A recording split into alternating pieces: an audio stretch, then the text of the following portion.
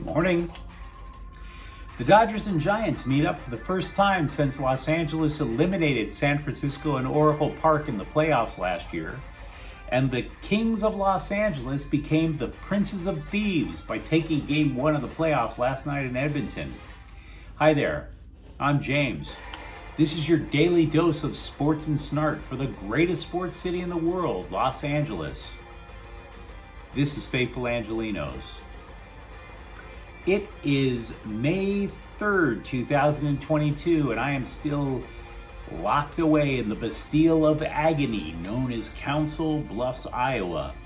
Now, I want to start off before we get talking about sports to thank the new subscribers who joined the channel. I appreciate you for getting in on the ground floor. If you like the content we've been putting out for the last couple of months, then yes, clickety-clack the like button, clickety-clack the subscribe button. There's a notifications bell. Hit that. We put out a new video between 9 and 10 every day. That tells you when it's there.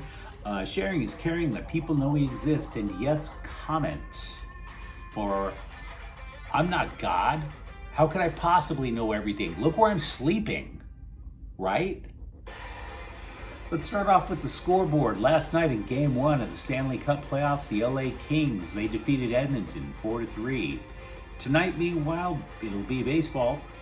The Giants will come into Chavez Ravine, take on the Dodgers at 7 p.m. So what do you say we start off by talking about the Kings before we get to the Dodgers and the other notes? Philip Deneau deflected Sean Durzee's long shot past Mike Smith with about 5 minutes to go, and that broke a 3-3 tie. And it was occurring to me, if you saw the play,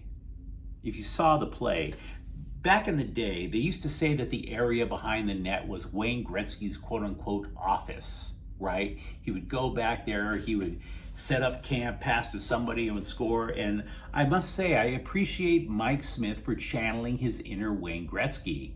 He too went behind the net. He too found the puck. And he too passed it right to the opposing team. LA scored. Well done. I appreciate that, because despite the fact that Connor McDavid scored a highlight reel goal, despite the fact that Leon Draisaitl scored as well, for all the things that Edmonton wanted to do and accomplished, there's that seed of doubt in their heads now, I would imagine. Wouldn't you think? The Game 2 in the best-of-7 series will be on Wednesday, by the way. That's also in Edmonton. There's Chargers news to get to. They declined the option on defensive tackle Jerry Tillery's 5th-year option. If they had taken it, Tillery would have basically gained about $11.5 million. Now, it doesn't mean he's off the team. It just means he has to try a lot harder, because the Chargers, they rebuilt their defense on the fly. Also, by the way, the Chargers signed a tight end, Eric Krommenhoek from USC. Now, I like USC. I like their team. I like their players. But signing that dude, that's about going to have the impact as Demi Lovato coming out as non-binary. It's not going to matter. I'm so skeptical that it's going to matter. I mean, the guy played tight end in an air raid offense, and Graham Harrell, as the offensive coordinator there, he didn't throw to the tight end. He barely knew he had running backs to call plays for Pete's sake. I mean, don't get me wrong, I'm glad the guy's making a little money now. I just don't think he's the second coming of Antonio Gates. We will do depth charts for both the Rams and the Raiders later. There's just a lot of data to crunch on that. I will also add that if you notice that there are already mock drafts for the NFL for the 2023 draft, and I must say, that's one of the reasons why I love the Rams, because that's one less piece of bullcrap predictions that I have to stomach. I'm thankful the Rams don't have picks. I don't need to know them now. Now, if you've been watching my videos for a while, a lot of times you'll hear me rant about idiot bloggers, because a lot of bloggers are idiots, myself included. Like there was this guy about a week or so ago who was like, oh, the Lakers are going to trade LeBron James to the Clippers for Paul George. And you're just like, get the out of here with that mess, man. But I have to give credit where it's due. Bill Oram of The Athletic wrote arguably the smartest column on the Lakers that I've seen in years. And he was basically saying that trading Russell Westbrook right now isn't that smart an idea. Because right now his value is so low that you would never get fair value for him in return. Right? And I appreciate that. He's saying that in the terms of making deals, right now the Lakers are dealing from a standpoint of weakness. And I think fans need to learn that, because fans love to get emotional. And when you get emotional, you start dealing from weakness. I mean, as a side note, it's not even just the fans that do it. That's what ESPN announcers do. Stephen A. Smith is the most emotional guy dealing from weakness that I've ever seen on TV. I mean, look at this guy. Stephen A. Smith got emotional, and then he started talking about how he thought he could knock out Joe Rogan in one punch. That's what happens when you get emotional. That's what happens when you deal from weakness. And how do I know this is emotional and weak? Well, because Joe Rogan knows cage fighting and Stephen A. Smith knows manscaping. Just because you know how to trim a goatee doesn't mean you can take on people who know cage fighting. Work the heavy bag, something, player. Come on now. Let's talk about the Dodgers and the Giants. Now, the fun thing about this rivalry, and it's been fun for a long time, is that very rarely are the teams on the same level when they meet, but there's going to be that hatred there, and that's what makes it fun. But having said that, at the early part of this season, I would argue that both teams last week are a little bitter because they had bad weeks last week for them. It would be a good week for a lot of other teams, but last week both the Dodgers and the Giants had bad weeks. You see, you take the Dodgers, they're 14-7. You want that record, wouldn't you? But then they lost a series over in Arizona. Bad mood.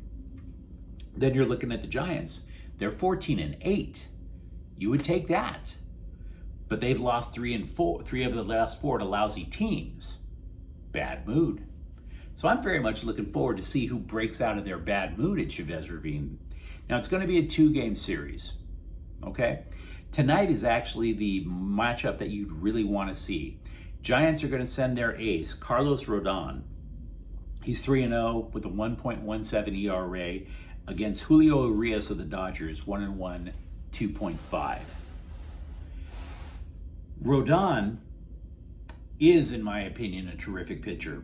But in the 3-0 record, he has pitched against 3 lousy teams. He pitched against Cleveland, Miami, and Oakland. So when you think about it, some of the numbers that he's putting up, are they really legit? We got to find out. I mean, for Pete's sake, he's allowing less than 1 base runner per inning. But again, Cleveland, Miami, Oakland. See, the Giants and the Dodgers right now, they're in a bit of a pickle, right? Both teams at this moment can't hit. Their team average, both of them, is 237. And yet, for some reason, they're still scoring runs. I have a guess. It could be wrong. But I think it's because both teams, both of the franchises, their analytics departments crave home run swings so much that everybody's hitting a bunch of solo home runs, and they're not really hitting a whole much else. I just don't think their lineups are there yet. Now, San Francisco, I can understand why their lineup isn't there yet. Because after all, they've had 4 players on a COVID-related injured list. Brandon Belt's not playing. Mike Yastrzemski's not playing. Former Dodger Jock Peterson, he might play in the series, but he's been out too, right? When the Giants played on Sunday, 4 of the people in the Giants starting lineup had started the year in the minor leagues. So the Giants got some big holes right now, and they're hoping that Rodon can fill it. Simultaneously, Dave Roberts wasn't really impressed with the Dodgers lineup last week.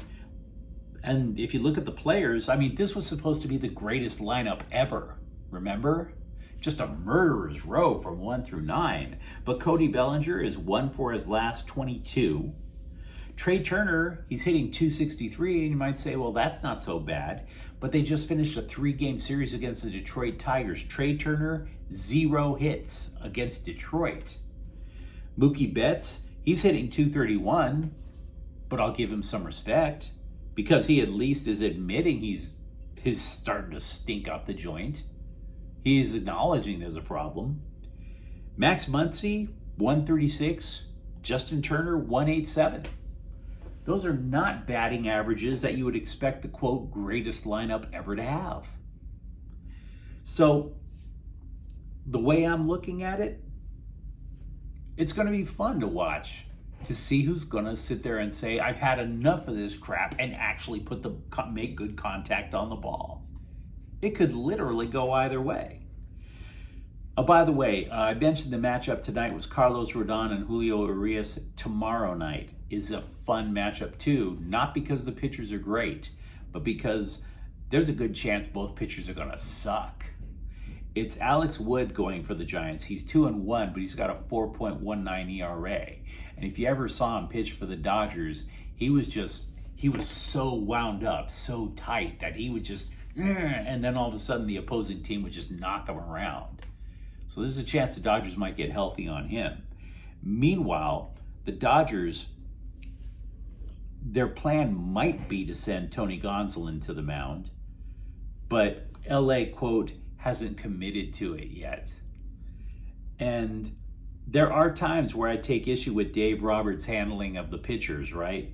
But I will always applaud the alpha male move of being non-committal. I mean, it may not win you baseball games, but it damn sure wins you the drunk chick in the trailer trash bar. Here's my bottom line. Because I'm having trouble trying to tell you for sure that I know the Dodgers are going to kick the Giants' ass, or vice versa. I'm not going to get too worked up about this series. I'm just going to sit back and enjoy it. Because it's May. And we all know the Dodgers are making the playoffs. And we're pretty sure the Giants will too. So these games are just going to be fun until October. And if you think about it, what value is it when you know your team is going to the playoffs that the regular season games have anyway? San Francisco, they won last year's season series against the Dodgers in the regular season 10-9. And their fans, oh my God, they thought it was proof of world domination. And then LA kicked their ass in the playoffs. And the Dodgers got the last laugh. So you tell me what you think. I'm not really ready to push the panic button on LA's offense at all. I mean, I think they'll eventually get their act together. But for now, it makes for a little bit of interesting viewing.